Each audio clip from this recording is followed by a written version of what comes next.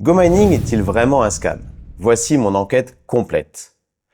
Depuis plusieurs mois, GoMining fait énormément parler de lui. Certains disent que c'est le seul projet sérieux de cloud mining Bitcoin. D'autres, au contraire, parlent d'une arnaque bien ficelée. Sur Reddit, Twitter, YouTube, le mot scam revient beaucoup. Alors, j'ai voulu comprendre. J'ai pris le temps d'étudier la question, de confronter les affirmations aux faits et surtout de chercher des preuves vérifiables, traçables et reproductibles. Aujourd'hui, nous allons séparer le bruit des données. On met les émotions de côté, on regarde la réalité. Bienvenue sur ma chaîne, ici on ne vend pas du rêve, on vérifie. Si ce genre de vidéo vous intéresse, n'hésitez pas à vous abonner. Avant d'aller sur le terrain des preuves, posons le décor. Voici les accusations les plus fréquentes que j'ai recensées. 1. Il n'y a pas de vraies machines, ce ne sont que des NFT marketing.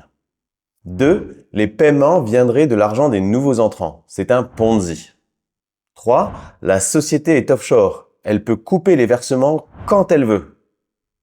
4. Les conditions d'utilisation leur permettent d'augmenter les frais, de changer les règles. Et la 5e, la gamification. Les niveaux VIP et le token, tout ça sert juste à vous faire dépenser plus. On trouve aussi des critiques techniques. Les dashboards de pool seraient truqués. Ou encore, impossible de relier ton NFT à une machine spécifique. Donc, c'est du vent. Et enfin, des doutes légitimes sur la soutenabilité économique. Hausse de la difficulté, halving, prix de l'électricité, maintenance, etc. Je vais répondre à ces points, mais en gardant une règle simple. Chaque affirmation doit s'appuyer sur une donnée vérifiable. Mais avant cela, 2 rappels essentiels pour bien comprendre le sujet.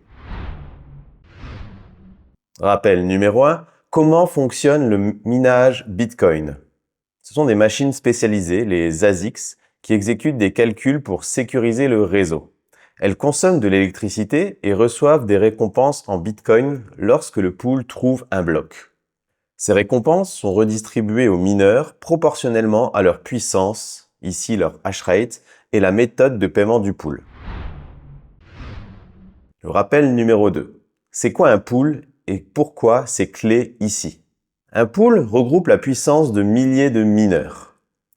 Il mesure précisément la contribution de chacun et il crédite en temps réel la part de Bitcoin due à chaque sous-compte.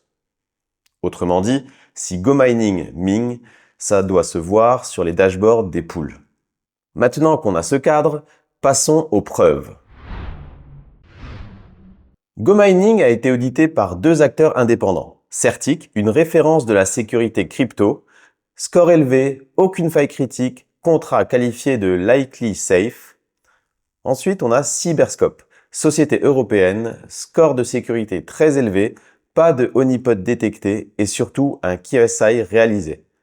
L'équipe n'est pas anonyme vis-à-vis de l'auditeur. Important, un audit n'est pas un sésame absolu. Cela ne garantit ni la rentabilité ni une gouvernance parfaite. Mais ça veut dire que le code déployé ne contient pas de pièges évidents, pas de blocage des retraits, pas de fonctions malicieuses cachées. Conclusion, à ce stade, le socle technique n'a rien d'un piège à la Ponzi. Et question simple, est-ce que ça mine vraiment? Ce qu'on peut vérifier publiquement, ce sont des sous-comptes de pools portant le nom GoMining. Sur Foundry USA, via BTC et Binance Pool, on observe des hash rates agrégés très élevés sur ces sous-comptes. Et pourquoi c'est important? Parce que ces données ne sont pas fournies par GoMining eux-mêmes. Non, elles viennent des pools, des tiers indépendants qui n'ont aucun intérêt à maquiller des chiffres pour un client. Et ce qu'on peut y voir sont des centaines de pétahash cumulés. Concrètement, cela correspond à plusieurs milliers de machines ASIC opérationnelles. Alors, est-ce que ça prouve que ton NFT correspond à cette machine précise? Non, c'est une preuve macro. Mais c'est la preuve que des machines tournent en quantité et produisent du Bitcoin. Les rapports trimestriels communiquent des métriques. Utilisateurs actifs, TH par seconde, vendus, Bitcoin redistribué. Ce qui m'intéresse ici, c'est la cohérence dynamique. Après le halving, on observe mécaniquement une baisse des récompenses. Dans les périodes de hausse du prix du Bitcoin ou d'optimisation de l'infrastructure, on observe une stabilisation ou une reprise. Et les chiffres publiés suivent cette logique réseau. Pas de promesses magiques, pas de rendement fixe irréaliste. Des variations qu'on s'attend à voir dans une vraie activité de minage. Et si tu veux vérifier par toi-même, 1. Ouvre des dashboards des pools indiqués publiquement. 2. Observe l'évolution du hash rate et des récompenses créditées. 3. Recroise avec les périodes de maintenance ou de pic réseau. 4. Garde en tête la latence des pools et les fluctuations journalières. Cette reproductibilité, c'est un point clé. Je ne te demande pas de me croire, je te montre comment refaire les mêmes vérifications. Et maintenant, parlons des sujets moins confortables, parce que l'honnêteté, c'est aussi cela. Premièrement, la transparence micro, NFT par NFT. Aujourd'hui, tu ne peux pas relier publiquement ton NFT à un worker ID précis dans un pool. Techniquement, ce mapping pourrait exister côté GoMining, mais il n'est pas exposé. Ce que je pourrais recommander à la société, c'est de publier un export mensuel signé. Par exemple, un CSV listant pour chaque NFT le hash rate attribué, le brut BTC généré. Ça, ce serait un vrai bond en transparence et c'est faisable. Deuxième point, la gouvernance et le contrôle. Les fonctions mint, burn, pause sont centralisées.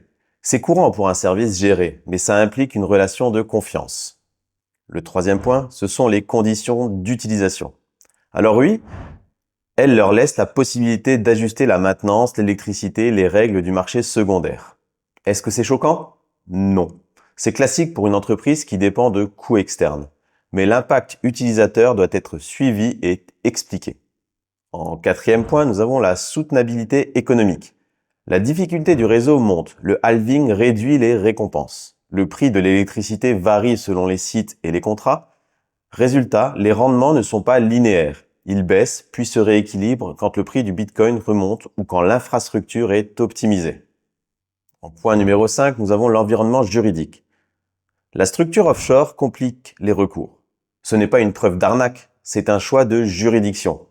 Mais ça impose d'être encore plus exigeant sur la publication d'indicateurs et sur la traçabilité.